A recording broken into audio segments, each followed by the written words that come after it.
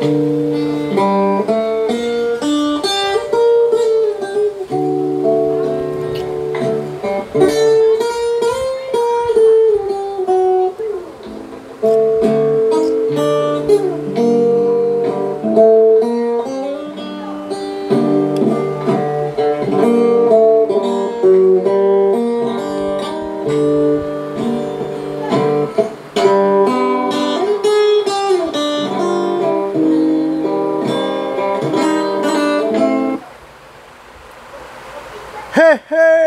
Good morning! Good morning mga kapwa ko soberanong mamamayang Pilipino, lalo tigit sa aking mga kahanay sa 99.9% mga itsapuerang Pilipino. Mr. Juro po, Dr. Sixto Kitkilatis Lagari po, lamang PhD, Public Administration, Honoris Causa. Ang atin pong kikilatisin sa episode na ito, ano po, ay yung pong injustice system. Injustice system dahilan upang ang mga anak ng mayamang ina ay mga naghihirap, kakawag-kawag sa kumunoy ng kahirapan. So, umpisan po natin ang ating kwentuhan, kilatisan, dito sa, talin mo na ha, atin lamang po ibabalandra ito. Diyan.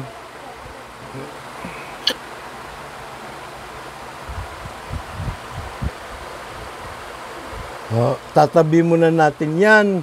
At dito po muna tayo sa, yan. Kung gaano po kayaman ang ating inang bayan.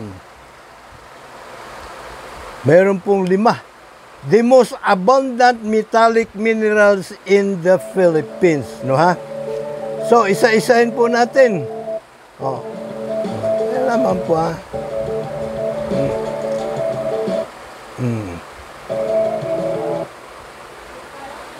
So, ang number 1 po, copper. Sa lahat po ng mga minerales sa atin pong bansa, yung pong reserba na pinaka talamak, sandamakmak ay yung pong copper, no?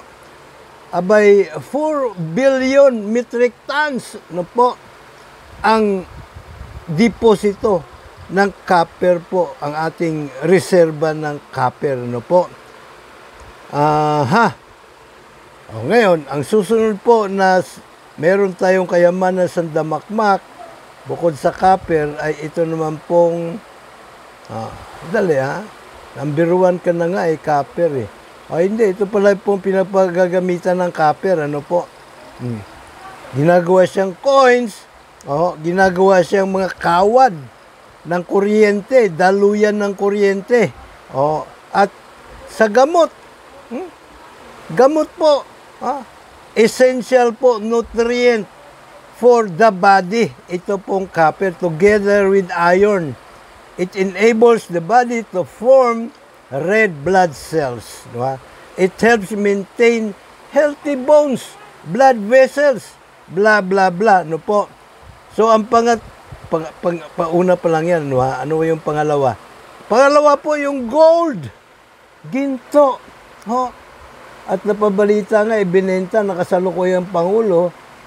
Halos lahat naman ng Pangulo niransak ang ating gold reserves. Panahon pa ni Marcos nag-umpisa. Ewan ko lang kung bago dumating si Marcos ay gano'n na rin.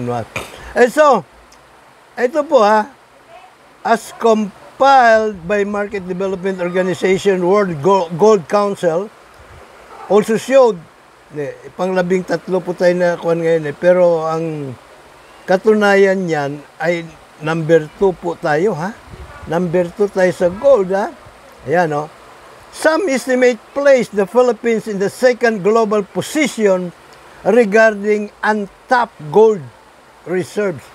Yung hindi pa natin nahukay, ba't di natin hukayin? Ano po? Ang problema kasi rito, nung panahon po ng administrasyon ni Gloria, Yung pong mga inchik, na mga kumpanya na siyempre konektado sa Komunistang Partido ng China, ang binigyan nila ng mga konsesyon sa pagmimina ng ginto. Bakit hindi ginawang kooperatiba yon? Dahil kung kooperatiba, mga mamayan na magkakapera. Kung bibigay na sa China, doon na lang sila sa sahod. Sila lang, kukunti lang sila magbahati-hatian. Mga hinayupak na traidor at kawatan. So, yan, pangalawa yung gold. At yung pangatlo ay nickel. Ayan, Ang nickel, the Philippines is home to 4.8 million tons of nickel resources, according to the USGS. Pero mo yun, nickel, dami, malinaw. Mayaman si Inambayan. Ano pa kasusunod dyan? Pangatlo na ngayon, nickel. Zinc. Aba, isipin mo yan. According to data from World Bureau of Metal Statistics as of 2013, the annual production volume of zinc mines in the Philippines was about 16.7 thousand metric tons compared to about 19.6 thousand metric tons in 2012. So, tumaas ba siya? Tumaas ba ang production? 2013, blah, blah, blah, 16. Okay. Well, anyway, bumaba siya, ang production. Anyway, yung zinc po ay, ang gamit din po niyan ay maraming mga bagay-bagay. Ayan. Ito po ang ginagamitan ng zinc is primarily used for galvanizing steel, para lalong tumibay. At meron din siyempre para sa gamot. Tama yun, So, isipin nyo, bago nyo isipin, tingnan natin yung panglima kung ano naman yun. Silver! Yan. Silver po, ang ating panglima sa mga sandamakmak po nating kayamanan, sa buong bayan. Isipin nyo yun, kung hindi natin binibigay ito sa mga inchik, well, hindi naman tayo nagbibigay, siyempre yung mga traidor at kawatan sa pamahalaan, anak ng, kakagalit yan, kung pwede lang tirisin ko na pambihirang patiso. Kung tayo mismo ang nagpo-proseso ng mga yan, kung wala man tayong kapasidad o kakayahan, pwede tayo makipag-partner sa mga taga-ibang bansa, para dalhin nila rito yung teknolohiya. Medyo bigyan natin sila ng karampatang shares nila, Japan, halimbawa. Ano pa? Pwede rin sa Amerika o sa ibang mga bansa na demokrasya. Huwag tayo makikipag-deal sa China kasi iba ang buntong hininga ng mga yan, Iba ang ibinubugan ng mga yan. Puro panggagancho, panggugulang, pambubudol lamang, So doon tayo sa mapagkakatiwalaan natin bansa, lumapit, kumapit, at makipag-alyansa, At siyempre, yung mga minahang yan, gawin natin mga kooperatiba. Sapagkat nakalagay naman yan, nakaukit sa ating saligang batas na dapat mismong gobyerno, gobyerno ang mamamahala riyan. Para sa ganun, mapupunta sa sambayanan ang pakinabang. Nga lang, pag nilagay nila sa gobyerno, kailangan pa lang daanin sa pangungurakot. At medyo may tulog sila. May tulog sila dahil sa kung halimbawa yung susunod na Pangulo ay kalaban nila, katulad ng nangyayari ngayon kay Digong at kay Bongbong, abay, pwede silang panagutin. Samantala, kung ibibigay nila, sasalyan nila sa China, katulad ng ginawa ni Digong, ni Gloria, at doon na lang sila sa sahod ng kanilang parte, menos ang pagkakataon na sila ay mapapanagot. Di po ba? Kumbaga may itatago nila, Lalo na siyempre ang meron tayo rito ay injustice system.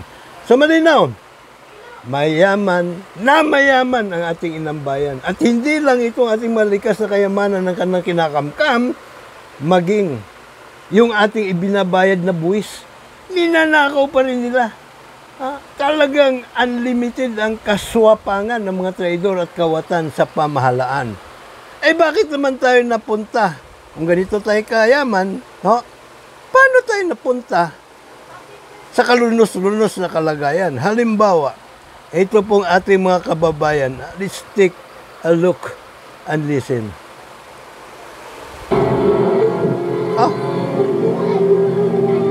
Ito kalunos-lunos sa kalagayan ng ating marami sa ating mga kababayan.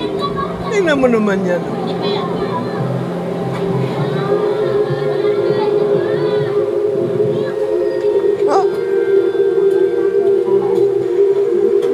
Bagaman mayaman si inambayan, ito tayo.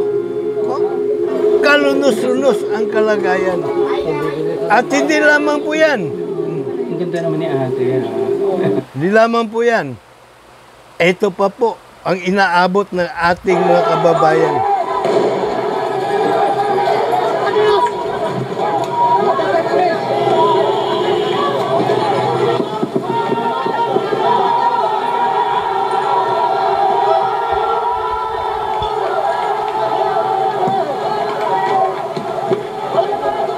Squatter ang marami po sa atin sa sarili nating mga lupain. Pambihira, Ano naman, Ito mga pulis karamihan dito ay mga naitsapwerang Pilipino dito, So ginagamit po sila para bardagulin, pagpapapatayin, ito pong mga kawawa nilang mga kapwa itsapwera din. At ang may kagagawa nito, kaya tayo pinaglalaban-laban, ito pong iilang mga traidor at kawatan sa pamahalaan. Mga land grabber po ito,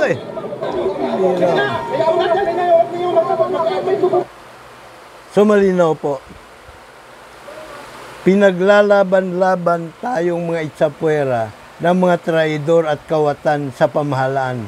Diba? Isama mo na riyan, diba? Doon sa kanilang mga kasabwat, ang mga troll, ang mga troll ng China sa pamamagitan ni na Gloria at saka ni Karma Digong. Sa bagay, may Karma Gloria na rin pero hindi pa sapat yun. Nakulong nga, pinakawalan, nagnakaw uli, pambirang patiso. At ayon nga rito kay Ombudsman, ano daw ang dahilan? Sige nga, sabihin, pakinggan natin si Ombudsman Samuel Bilibet Martires. Ang korupsyon po ay hindi titigil sa ating bansa. Not even during our lifetime. Unless we change ourselves, unless we change our values. Ang korupsyon po sa ngayon ay hindi mapaglalabanan ng batas lamang. Pero sa ngayon po nangyayari ngayon, wala na tayong respeto sa Diyos, wala tayong respeto sa sarili natin. So not during our lifetime will be able to solve corruption. Ang corruption po ngayon sa Pilipinas ay nagiging endemic. Ang corruption po ngayon sa Pilipinas ay nagiging parang fashion. Becomes a fad. Because money becomes power. And if you have power, talagang kailangan sikat ka. If you have money, if you have power, you have money, and if you have money, above the law ka. Ungasto, Pero hindi totoo yung kaungasan niya, siya nakaisipan na salat sa lohika at batayan, na hindi daw masusolusyonan ng batas ang korupsyon. Ang bira, May batas po tayong panukala para riyan, para masolusyonan ang korupsyon. So, ang ibig po niya sabihin, in short, nitong si Ombudsman Martires, ay hindi po gumagana ang sistema ng hustisya sa ating bansa. Pero hindi totoo na naman yun. Sapagkat meron tayong injustice system na gumagana. Injustice system nga lang. Pero, ito naman pong siya. Nasaan na siya? Ito naman pong si Amy Marcos, Sinasabi niya, talagang pinag-iigitan niya doon sa nakalipas na pagdinig sa Senado, sa kanyang komitiba de Pistejos. Sabi niya, no need for ICC. Our justice system works. Injustice system ngayong nag-work eh. Masisisi mo ba si Aimee para sabihin niya na ang ating pong sistema ng katarungan ay gumagana? Hindi din po eh. Abay, bakit? Siyempre, gumagana naman. Tingnan mo. Ayan ha. The Supreme Court rulings on the Marcoses ill-gotten wealth. Ito po yung katakot-takot na mga ruling noon pa ng Korte Suprema, pero pag-usad ng panahon, lalo na naupo na ang kanilang mga kaututang dila na si Gloria Macapagal Arroyo at si Karma Digong, hindi, mayroon din Karma Gloria at Karma Digong, ay napwesto. So ano pong nangyari? Ayan. Marcoses cronies win 102 billion court case. Pero pera natin po yan eh. Imbis na bawiin ng gobyerno sa mga traidor at kawatan, abay, tayo pa ngayon ang kanilang pinerwisyo.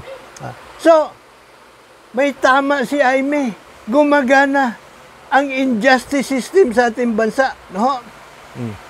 Pero pa, ito, yung Korte Suprema, Jiang's, PCGG's 51 billion damages claims versus Marcos and cronies. Billion po ito. Pambihira So gumagana nga. Tama si Aimee, gumagana. Nga lang, hindi justice system ang gumagana, kundi injustice system. No? Ito pa. Kinlaro naman. No? Marcoses cronies on behest loans. No? Yung pong mga loans ng kanila pong mga cronies, no, sa gobyerno, pera po natin yun. Na hindi na binabayaran. Behest. Dahil pinayagan, inaprubahan niyang dating Pangulong Marcos. Ito pa, Enrile na police race, acquitted. Acquitted.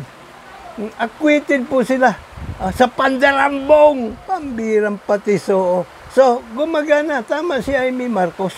Gumagana nga ang injustice system sa ating bansa. Ito pa. Hindi na yan. Natapos na yan. Ito pa. Sandigan Bayan dyan sa Marcos Sr. Imelda ill-gotten wealth case. Ito po yung pinakabago eh. February 25, 2025 lamang po ito. At so malinaw po, malinaw na yung pong umiiral sa ating bansa, ang gumagana sa ating bansa, ay ang injustice system. Ano po? So, naulit ko lamang po, yung pong ating mga kababayan na OFW. Bakit ba sila naging OFW? Sapagkat mahirap po ang buhay dito sa ating bansa. Kailangan nila mga ibang bayan, mga ibang bansa at magtrabaho doon. Sakripisyo po ang buhay mag-asawa nila. Sakripisyo ang pagtutugay-gay sa kanilang mga anakis, no, para tumino o lumaking matitino. Hindi magiging pabigat sa lipunan sapagkat kailangan nilang maghiwalay mag-asawa. O minsan, pareho mga magulang nagtatrabaho sa abroad. Ano po? Ang atin pong mga mangingisda, nasasakripisyo din po ang kanilang kabuhayan sapagkat mistulang inihain sa platong pilak ni Karma Digong ang ating pong West Philippine Sea doon po sa mga inchik kay Xi Jinping. Ano po? Yung pong ating mga bus driver, conductor, tricycle boys, yung mga sikad-sikad, no ha? Madalas, kaya sila gumagamit ng bawal na gamot para magkaroon sila ng lakas sa pangangatawan, sa pagpapadyak, no? Maghapon, magdamag kung kinakailangan para meron silang maiuwi sa kanilang mga pamilya, pagkaing mailalapag sa kanilang hapagkainan. No po? Kaya dumadami ang krimen, yung mga shoplifting, yung pong mga pickpocketing, no, akyat bahay, sapagkat mahirap ang buhay ng 99.9% o at least sa damakmak sa 99.9% mga itsapwera dahil nga andito lang sa mga traidor at kawatan ang kayamanan ng inang bayan. Plus, pati yung ibinabayad natin buwis, no? Sapagkat lahat tayo obligado na magbayad ng buwis. From erection to resurrection, nagbabayad po tayo ng buwis. No? Bago pa tayo pinanganak, nagbabayad na po tayo ng buwis sapagkat anumang bilihin ay merong value-added tax. So malinaw po yan at kung tutuusin, dahil sa damakmak tayong mga mahihirap, more or less 75% ng pondo ng bayan galing sa atin ng mga itsapwera, sa ating mahihirap. Yan ang nagdudumilat na katotohanan. Ngayon, ang sinasabi, ulitin nga natin itong sinasabi ng yung kaungasang kaisipang salat sa lohika. No, salat sa lohika. O shout out dyan sa Manila Bulletin, sa kanila galing itong video na ito. At yung iba pang video natin na ginagamit. Salamat sa inyo pong pagpupunyagi para maisiwalat. Ang korupsyon po ay hindi titigil sa ating bansa. Not even during our lifetime. Unless we change ourselves, unless we change our values. Ang korupsyon po sa... Ang tinutukoy niya na sa unless we will change ourselves, our values, ay yung mga traidor at kawatan sa pamalahan. Hindi ho tayo mga itsapwera. Tayo po, kumbaga, ay nagre-react lang tayo sa ating kalagayan, sa kahirapan ating nasasadlakan. Yung po mga petty criminals kung tawagin. Nandudukot, nag-shoplift, nang-i-snatch, nag-aakyat bahay. Yan po ay kumbaga ating paraan o kanilang pamamaraan para madugtungan ang buhay nila. Yung nanay na nagnakaw na isang latang gatas doon po sa mga grocery, para madugtungan ang buhay ng kanyang anak. Biktima lang siya ng mga traidor at kawatan sa buong pamahalaan. Tandaan po natin yan. Dahil yan po ang katotohanan, nagdudumilat na katotohanan. So ito sinasabi ng ungas na ito, salat po ito sa lohika. At salat din po ito sa katotohanan. Bakit po? Teka, pakinggan pa natin siya. Ngayon ay hindi mapaglalabanan ng batas lamang.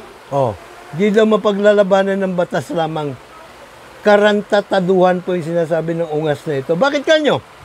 Tingnan nyo ang South Korea po, dati ay tigmak din ng korupsyon ang kanilang gobyerno. Tama? Pero, nung 2007, ayon doon sa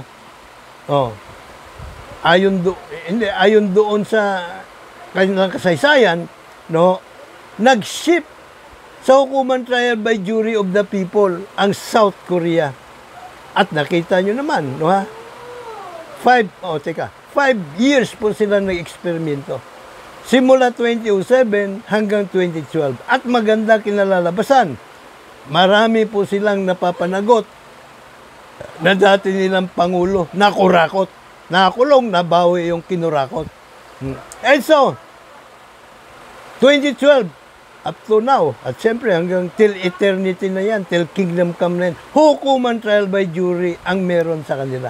Kaya, masyadong negligible kung meron pang korupsyon na nangyayari sa kanilang pamahalaan at mapapanagot. Ang Hong Kong, 1843 nagkaroon ng batas na kasama sa Bill of Rights ang karapatan sa trial by jury. Nakita nyo Hong Kong? Maliit na bansa, walang resources pero napakayaman. Sapagkat hindi basta-bastang nakapagnanakaw ang kanilang mga opisyalis sa gobyerno. Kapag may nagnakaw, napapanagot po nila. Hanggang sa mga oras na ito, trial by jury of the people po ang kanila pong sistema ng hukuman. No, maging na itong mga nakaraang taon, di po ba, na ibalik na sila sa komunistang China mula sa British United Kingdom, no? Of Ireland, of Northern Ireland and Great Britain, no? Ay balik na sila. Pero doon sa Briton-Sino Agreement na nilagdaan bago ibinalik yung Hong Kong sa mga inchik sa Komunistang Partido ng China, manatili ang independent judiciary ng Hong Kong. Pananatilihin. Kaya hanggang ngayon, hanggang ngayon, yung mga nangurakot sa kanilang dating Prime Minister nila, kulong! Di po ba? Ang Singapore, bakit maganda ang batas ng Singapore? Dahil nung araw, British colony din ng Singapore. Umiiral din sa kanila, namana din ng hukuman trial by jury of the people. No? At kahit na inalis na nila po yung jury justice system sa kanilang sistema ng hustisya, yung pong mga president, no? Noong sila po ay nasa ilalim pa ng jury justice system, yun pa rin ang ginagamit nila upang husgan ang mga bagong kaso. Ganon din ang Malaysia. Ganon din sa Malaysia. Inalis na din po nila yung trial by jury. Pero yung kanilang mga president, ayun pong mga desisyon nung sila po ay nasa ilalim ng hukumang hurado ng mga mamamayang soberano. Well, ang Malaysia may hari hanggang ngayon, no, ha? Pero ganun pa man, parang United Kingdom din, no, ha? Ang poder, no, ay nasa mga mamayan. Kumbaga yan po yung three bedrocks of liberty. Three bedrocks of liberty. Freedom, kalayaan sa mga mamayan, representative government, and trial by jury.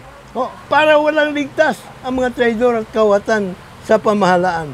Of course, naandyan din Ombudsman Samuel Martires, no, experience sa hukuman trial by jury ng Canada, ng Australia, ng Japan, ng Germany, the Netherlands, ng Switzerland, no? At maraming iba pa, Belgium. May mga hari sila, pero may trial by jury po sila.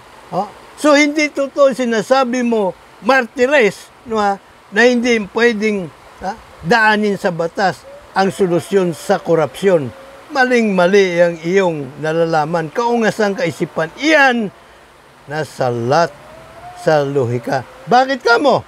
Ito. Tingnan natin ang bakit kamo.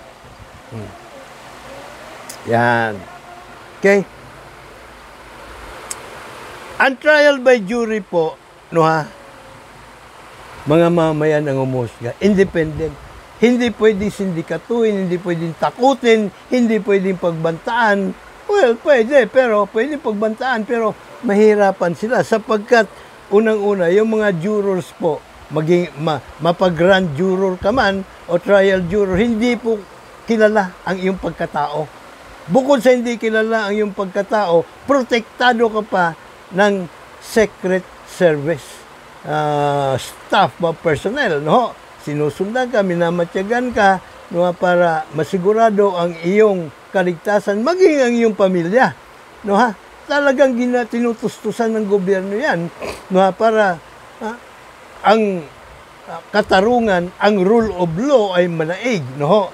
At siyempre, pag may rule of law, wala masyadong korupsyon, mayama ang kabambayan, punong-puno, sick, liglig at umaapaw, no? Now, ito naman ang kabuktutan ng hukuman trial by palakasan. Siyempre, lahat ng judges dyan, justices, maging mga mahistrado sa Korte Suprema, kayang hawakan ng nakaupo sa Malacanang. Sapagat nakaupo sa Malacanang, siya may hawak ng militar, ng police, NBI, pati CAFGO, no? Pati security guard, armed forces. At siyempre, hawak niya yung susi sa kadiyero ng bayan. So, malaki ang kanyang leeway para yung tatlong branches ng gobyerno hawak niya sa leeg. Pati mamamayan hawak. Diba? Pati yung taga-media na the fourth estate hawak. na nakaupong ungas sa palasyo ng Malacanang. No po? Kaya walang katarungan. Nakita mo naman, nasabi ni Remulla kay Amy Marcos, no ha? Kasi sabi niya, dito nyo na lang sampa ng kaso si Digong sa Pilipinas. Ano sabi ni Secretary Boyeng Remulla? Ma'am, hindi naman namin pwede sabihin yan doon sa mga biktima, kaanak ng mga biktima ng extrajudicial killings na tumakbo sa The Hague. Wala ho kaming control at wala ho kaming puder na sila ay pagbawalan. Kaya sila tumakbo doon, kaya nandun ngayon si Digong, doon na lilitisin. At siyempre doon na, yun na ang kanya huling hantungan. No? Ginigiit ni Amy Marcos, no? Nasabi ni Miriam last recourse na lamang daw po yung pag hindi na, bakit? Gumagana ba? Injustice system ang gumagana rito, Amy Marcos. Ang kulit mo. Diba? Saan ba? Hindi porket lahat ng pabor na ibigay sa inyo ng hukuman, gumagana na ang justice system. Malinaw, injustice system ang meron tayo. And so, paano natin yan lalabanan? Yan, magandang tanong ha. Paano natin yan lalabanan? Yung injustice system na yan. So ito po ang bukod tanging natin magagawa. Tayo po ay magbigkis-bigkis. Tayo po ay magkaisa. Tayong mga nasahanay ng 99.9% mga itsapwirang Pilipino. Tayo ang mga biktima rito. No? Tayo. Ang bumibiktima po sa atin ay yung pong iilan mga naghahari-harian sa bayan na mga traidor at kawatan. Kasama ang mga kasabwat nilang nasa oligarko at yung mga kasabwat nilang nasa mainstream at social media. Sa quadra media. No? Kasi hindi naman yung taga-mainstream media, mga nagpapagamit din mga yan sa ngalan ng mga kapangyarihan pera. Yan po ang mga may makakapal na mukha ng mga taga-media. Imbis na ang media ay protector ng people, ng with the people. Hindi po protector ng mga naghahari-harian. Siyempre, ang people, with the people, wala tayong pangsuhol sa kanila Diba? So, doon sila tumatakbo sa may pangsuhol. Yung pong mga traidor at kawatan sa pamahalaan, papagamit po sila. Now, bagaman tayo mga itsapira walang kwarta, pero sandamakmak naman yung ating mga sagradong boto. Isigaw po natin ng sabay-sabay. Todong lakas. Ano po? Sa mga tumatakbong kandidato ngayon na maging juror advocate ka. Dahil hindi natin susuportahan ang hindi juror advocate. Na hindi handa na ilapag, ihain ang amenda numero 1 sa Bill of Rights. Ating karapatan para maging grand juror at trial juror. So, hindi lamang po juror advocate, kailangan anti-China din po siya. Bad news po itong China sa atin. Para lang tayong kumuha ng bato, pukpok sa ating ulo. Itong si Digong, dumampot ng bato. Pero imbis na ipukpok niya sa kanyang ulo, pinukpok sa mga ulo natin. Dahil siya ay sip-sip buto ni Xi Jinping. No? Kailangan din po pro-impeachment ang ating po iluluklok sa buong gobyerno. Para maghari ang rule of law. Kailangan pro-freedom of speech din. Para yung ating pong, ang ating pong, kumbaga, poder po natin na punahin, batikusin, murahin ang mga traidor at kawatan sa gobyerno ay hindi na masasagkaan. Remember, ang ating pong nakalagay sa Bill of Rights, no law shall be passed abridging freedom of speech, of religion, of expression, of the press, and the people's right to peaceably assemble and seek redress of grievances sa gobyerno. Huwag ko natin bitawan po yan. Again, wala man po tayong kwarta, pero sandamakmak po ang ating mga sagradong boto. Ito po ang ating pangsuporta doon po sa ating team juror advocate candidates 2025. Tayo po, ang 99.9% mga itsapuerang Pilipino, ang tatayong makinarya, walang pera-pera, politika ng ating Team Juror Advocate candidates. Areglado? Dapat po areglado yan. Dahil sapagkat ang ating big kiss po ng pagkakaisa rito, ay ang kapakanan, karapatan, at kinabukasan ng ating hanay sa 99.9% mga itsapuerang Pilipino. Hindi lamang po kapakanan natin sa kasalukuyang henerasyon, bagkos maging sa susunod pa, salin laing kayong manggi till His kingdom come. Kaya, dapat lang juror ka. Kasi kung juror tayo, palakasan sa hukuman, hindi na uso. Kung juror tayo, lahat ng mga salot na kurakot sa buong gobyerno, mga traidor, kawatan, mamamatay tao, mabilis pa sa alas 4, mabubuko at makakalabuso. Aga ng himas rihas. Kung juror tayo, lahat tayong mga itsapuerang mamamayang Pilipino, 99.9% at that, ligtas at mga milyonaryo. Parin po inyo lagi nakandang maglingkod, Mr. Juror, Dr. Sixto Kilatis Lagari po lamang. May God bless us all.